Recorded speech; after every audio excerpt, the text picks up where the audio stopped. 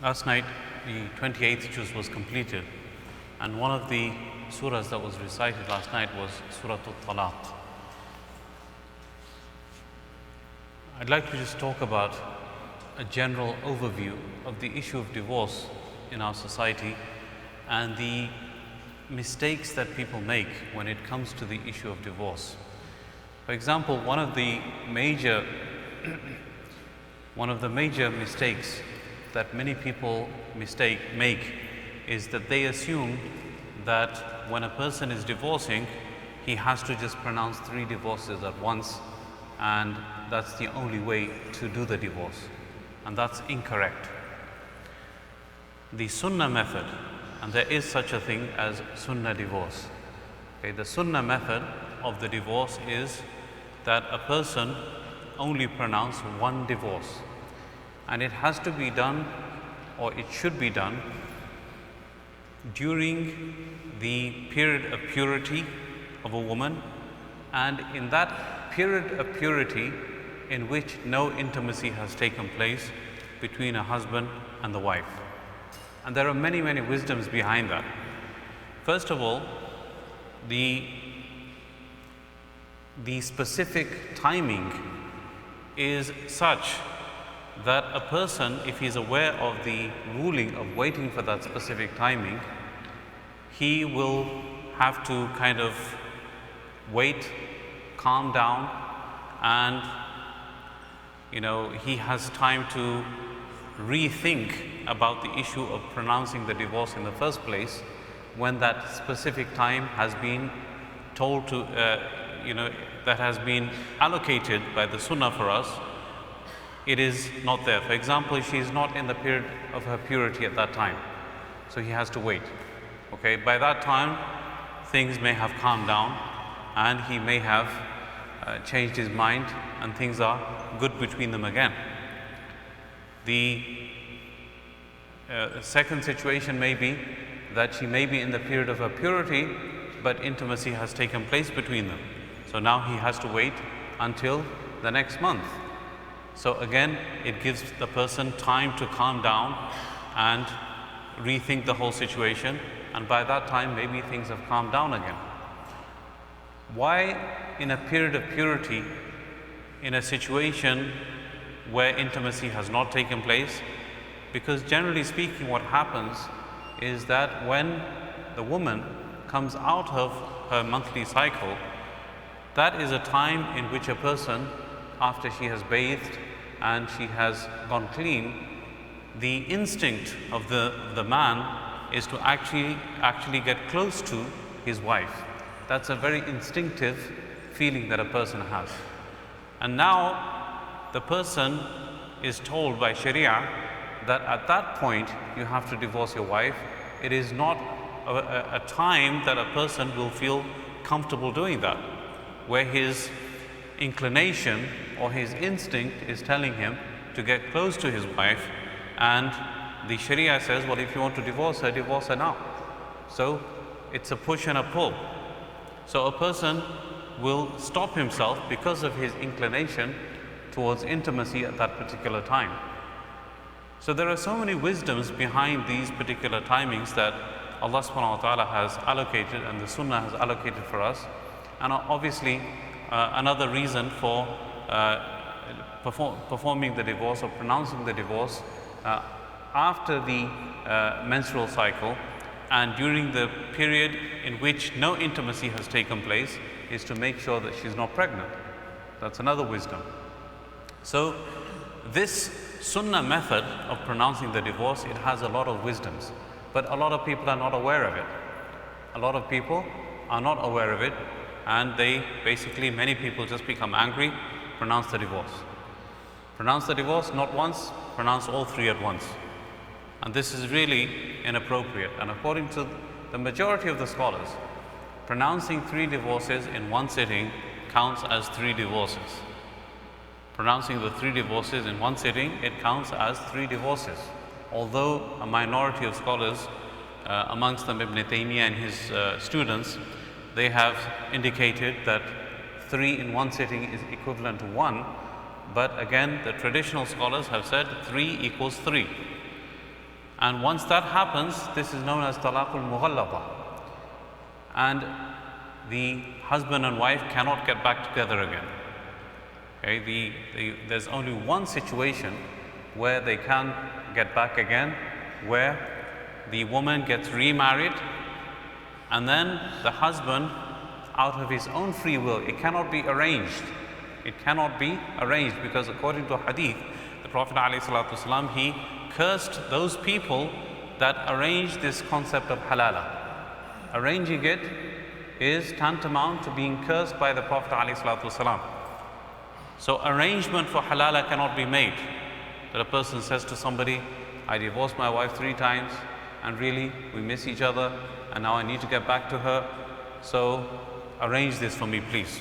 You get married to her, stay with her for a month or so, divorce her, and then I'll remarry her. This is not permissible. This is tantamount to being cursed by the Prophet ﷺ.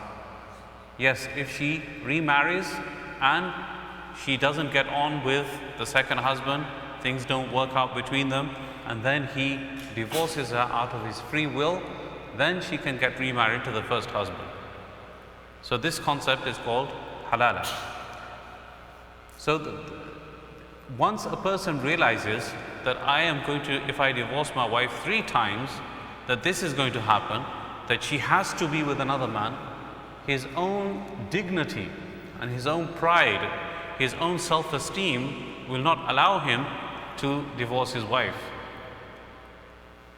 3 times. And this is the balancing act that the Sharia has put out there for you. The non-Muslims who criticize Islam, they say, well, a person, if he wants to divorce his wife, all he has to do is, I divorce you. And he says it 3 times and it's finished. It's not as simple as that. There is a whole science behind it. There's a whole set of rulings behind it, and a whole wisdom behind it, that if a person understands it, he will realize it's not as simple as saying, I divorce you. It is not that simple.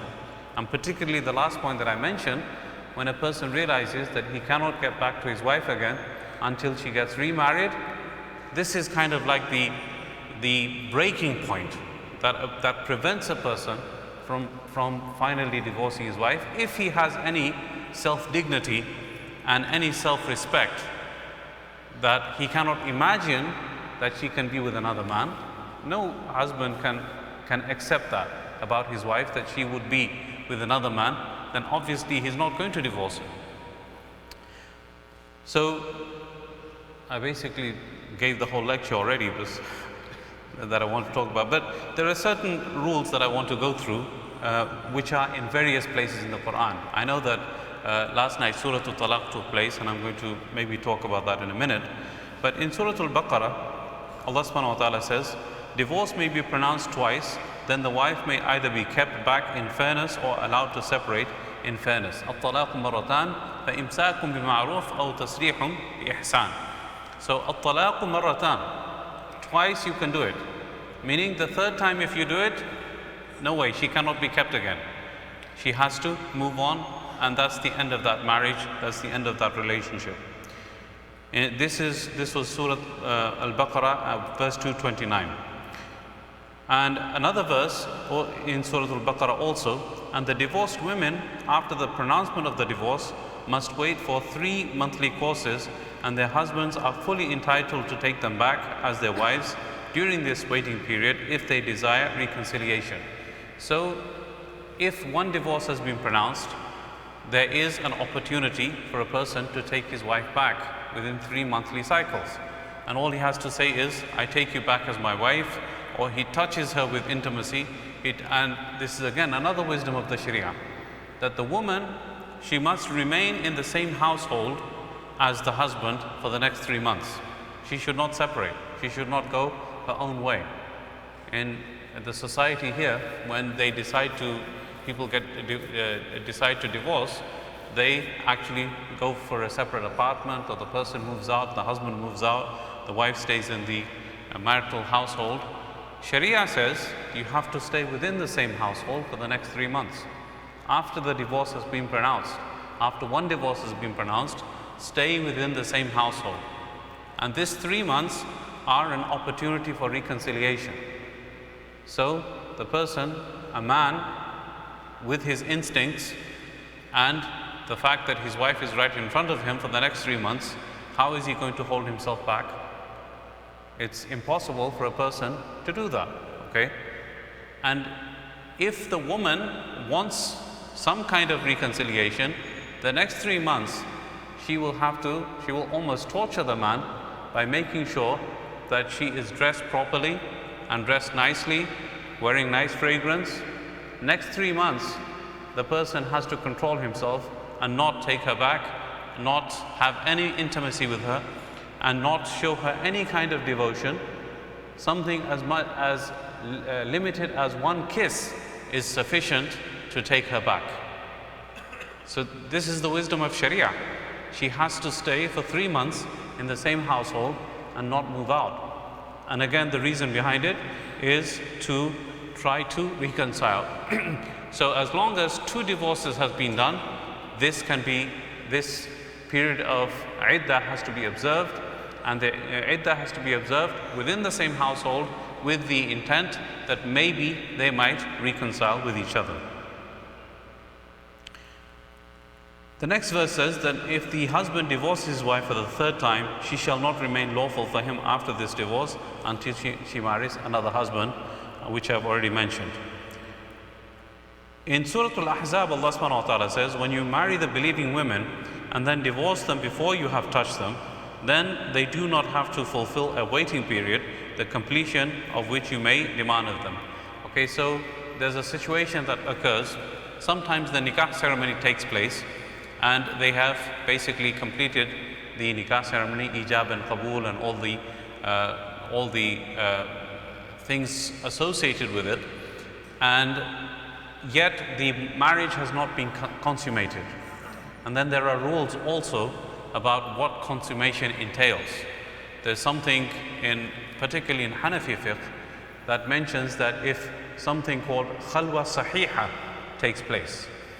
Khalwa sahiha means that if the man and woman were alone together for such a period of time that it could be assumed that there was enough time for them to have intimacy between themselves, then they are regarded as the marriage has been regarded as being consummated, and she has to perform her iddah. Okay, so these are different rules between the different fuqaha about that issue. But in any case, the ruling is that if the woman has not been touched and the marriage has not been consummated, then she doesn't have to perform an iddah. No iddah has to be performed, because the main reason for the iddah to be completed is to make sure that she's not pregnant. Okay, so there is no confusion about nasl, tanasul, the issue of mixing of family trees. This is a very important point in Sharia that the Sharia emphasizes a lot, that the family tree has to be clean, the father has to be known who it is, and so on. It's a very important thing. Another issue is the iddah of a woman whose husband dies. The iddah of a woman whose husband dies, it is not just 3 months, it is 4 months and 10 days. And why is that? What is the reasoning behind that? Why not just 3 months? The Sharia has laid these rules down for a particular reason. She is in her state of mind, she is in a very delicate situation. She is very vulnerable. Okay? In addition to giving her time to get over the loss of her husband that she may have been for many, many years, maybe 25, 30, 40 years, the Sharia also doesn't allow anybody to come and propose to her for marriage. Nobody is allowed to propose to her for marriage except maybe hinting at her, maybe giving her hints and telling her maybe things like, inshallah, don't worry, you'll be looked after in our community. There are many people who will look after you. And that is the only type of hint that you can give, known in Arabic as ta'arid. Okay? And that's the reason behind it is that she thinks that at my age, who is going to take care of me now? Who is going to take me as a wife now? So if a person within a month or 2 months starts to propose to her, then she will just fall for the first person without thinking things through, who this person is. So in that state of vulnerability, she may make a decision that she will regret later on in her life. So Sharia says, for a woman who has lost her husband and she's in the state of vulnerability, she has to wait for 4 months and 10 days before she can decide whether she wants to get remarried to any proposal that comes. Okay, so basically the summary is, I'll just go through the things that are summarized in these verses. A man can pronounce at the most 3 divorces on his wife. That's the first thing. In case the husband has pronounced 1 or 2 divorces, he is entitled to keep the woman back as the wife within the waiting period, and if after the expiry of the waiting period the two desire to remarry, they can remarry. There is no condition of legalization. But if the husband has pronounced 3 divorces, he forfeits his right to keep her as his wife within the waiting period, and they cannot remarry unless the woman remarries another husband and he subsequently divorces her of his own free will. Now, in the case of a person pronouncing 1 divorce or 2 divorces, and this is why it's important only to pronounce 1 divorce, there is still an opportunity for them to remarry. Okay? So 3 months down the line, 4 months down the line, a year down the line, they decide that it was a mistake for the divorce to take place. Okay? But he only pronounced 1 divorce. They can go to the Imam and say that re-perform our marriage ceremony for us.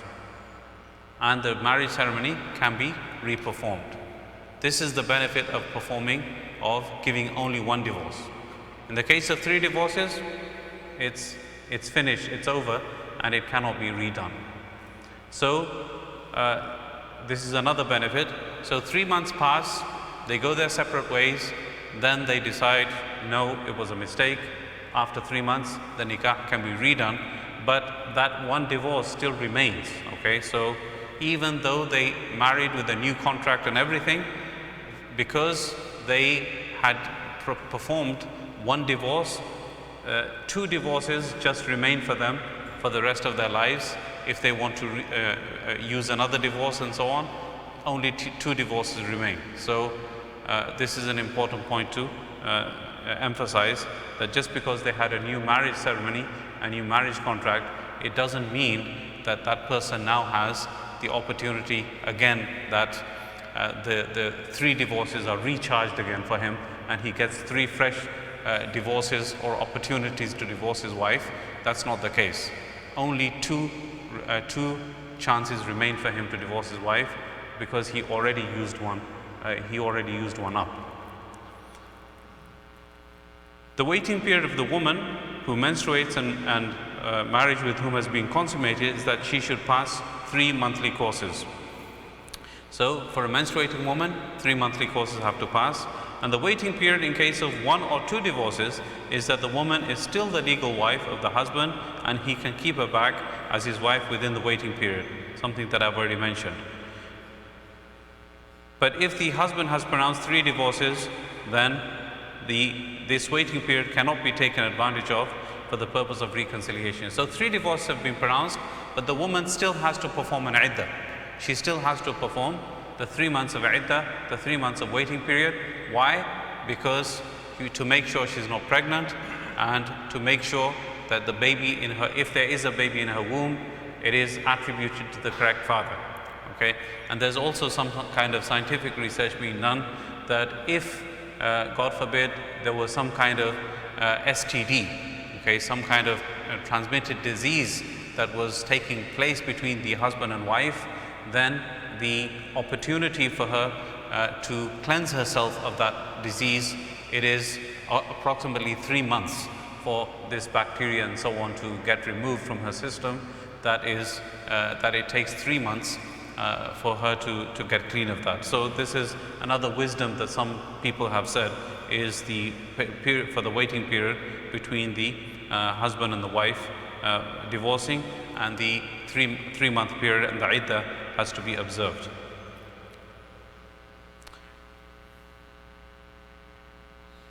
So basically, these are the things that we should keep in mind. And then other rulings, if you go to Surah An-Nisa, Surah Al-Talaq also says, Imsakum bi-ma'ruf aw tasrihum bi-ihsan. This is a very important principle in Sharia. People, they hold on to their wives, they hate their wives, and yet they hold on to them. And they do not divorce them just with the intention of torturing them. There's nothing between them. There's no love between them. Day and night they're arguing and fighting in front of the kids, and yet the husband says, I will never let you go. I don't care. I'll keep you as my wife and I'll torture you for the rest of my life. But this is not according to what the Sharia teaches. In a couple of places in the Quran, Allah subhanahu wa ta'ala says, Imsakum bi-ma'ruf. Imsak bi-ma'ruf means that holding on to them, if you're going to hold on to them, it has to be with ma'ruf. It cannot be with the intention of torturing. Aw tasrihum bi-ihsan. Or if you want to let them go also in a good way. And that is again, let them go. If the iddah finishes, she's no longer your wife, let her do what she wants, let her remarry and so on. And you cannot be part of any decision-making process in that regard. She is free to remarry once the iddah is completed. So tasrihum bi-ihsan means that even after the divorce takes place, the good terms have to be maintained, especially if kids are involved. He cannot keep on mentally torturing her even from far away. So this is a very important principle. Then there are issues related to the mahar that many people are unaware of or completely disregard. That if a person has promised a woman mahar of say $10,000 and during the course of the marriage he has not paid it, once the divorce occurs, the rest has to be paid. It becomes a debt on him. And then this issue of this debt is such that if the person passes away, before the inheritance is distributed, the mahar that he owed to his wife is paid to her first, and then the rest of the inheritance is distributed. It's a very strict thing, but people neglect it so much. Okay, the mahar that you promised your wife is not something that you should take lightly, that you just put on a piece of paper. And many people think of it that way. We have so many situations that the father of the bride will come to me and I will say, how much is the mahar? Oh, just put down $200. I mean, $200, is that what your daughter is worth to you? First of all, make sure that she gets an amount that is worthy of her status. Give her that amount, offer her that amount at least. And then if she refuses and she wants a lower amount, then this is all good and well. And then whatever amount you promised her, it has to be given to her. This is very important. Unless she forgives it of her own accord, that's a different story. But this was an agreement between you and her, it has to be given to her. And then if a divorce takes place, a person cannot demand that that mahar be given back to him. This is again in Surah An-Nisa. Allah subhanahu wa ta'ala says that once you've given, even if it's a huge amount of wealth, you're not allowed to take it back. So there are so many things which are related to marriage that are not being practiced properly. Marriage itself, and then the divorce that takes place subsequently, and all of these are practiced incorrectly because of the fact that we are very, very far from Sharia. We are very far from knowledge. We haven't taken time to actually gain the knowledge of the rights of the wife, the rights of the husband. All of those things are not practiced, and because of that, we are living in an environment which is toxic within our households because of the fact that we didn't learn these things. Once we learn the roles of the husband, the roles of the wife, the rights of each other, then really it contributes to a harmonious society. It contributes to harmony between the husband and the wife, and less divorces will take place, less arguments will take place. And even if the divorce takes place, it will be done in accordance with Sharia, and there will not be bickering and fighting for years and years, because people will understand it has to be imsakum bi-ma'ruf aw tasrihum bi-ihsan. So it's incumbent upon us to learn these things, and especially the young that are getting older now and getting to marriable age, they should learn these things, these rules and regulations before committing to a marriage. Okay, you have to learn these things before committing yourself into marriage. This is part of learning ilm. The concept of ilm is what? Ilm becomes fard upon you according to the thing that you are going to involve yourself in. So if you're about to get married, then the ilm related to marriage becomes fard upon you. It becomes obligatory upon you. If you are about to start a business, then the knowledge related to that business becomes obligatory upon you, and so on. So knowledge related to marriage, the basic things at least, everyone has to know it, everyone has to learn it. Marriage, divorce, mahar, all of these things, they have to be learned and they have to be implemented. And once we do that, inshallah, we'll have less friction in marriages, we'll have more harmony in marriages, more love in marriages, more love between families as a result, inshallah. I pray that Allah subhanahu wa ta'ala gives us tawfiq to understand and practice what has been said and heard.